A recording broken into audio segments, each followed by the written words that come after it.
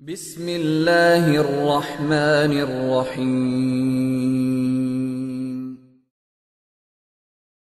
الحمدللہ وکفا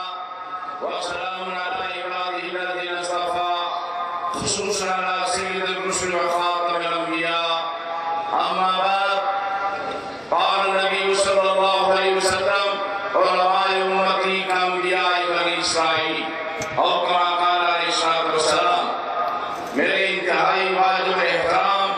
قائد جمعیت سفیر امن شیخ الحدیث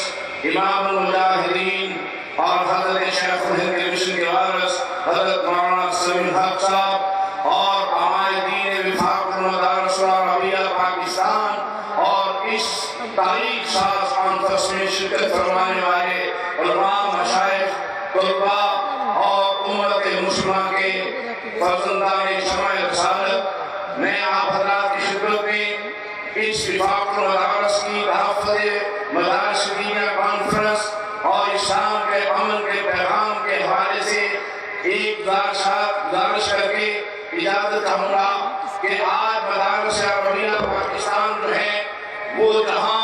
امام الانبیاء صلی اللہ علیہ وسلم کے مشن کے وارث ہیں اور علماء امتی کانبیاء بنی اسرائیل کا مثال بنے ہوئے ہیں، ہم پر یہ فرض ہے اگر حکمرانوں پر لاطین طاقتوں پر امریکہ کی غلامی اتنی چھائی ہوئی ہے کہ وہ مدارس کی طرف نظر بس دیکھنے کا ارادہ کر رہے ہیں، تو ہم نے بھی قسم اٹھائی ہوئی ہے امام الانبیاء صلی اللہ علیہ وسلم کی وفاداری کی کہ ہم نے بھی انبیاء بنی اسرائیل کا کردار ادا کرنا ہے۔ میں اپنے رفقا سے کہتا ہوں اٹھو اور اس ملک وطن عزیز کے ایک انچ کی حفاظت کے لیے اور اس وطن عزیز کے نظریہ پاکستان کی حفاظت کے لیے اپنا سینہ صبر ہو جاؤ، اللہ کی مدد تمہارے ساتھ ہے۔ اور ہم یہ حکمرانوں پہ وعدے کر دینا چاہتے ہیں کہ پاکستان میں صرف ایک واحد اگر کوئی NGOs ہے جو اس وطن کی حفاظت کے لیے اور اس وطن کی نظریے کی حفاظت کے لیے جدوجہد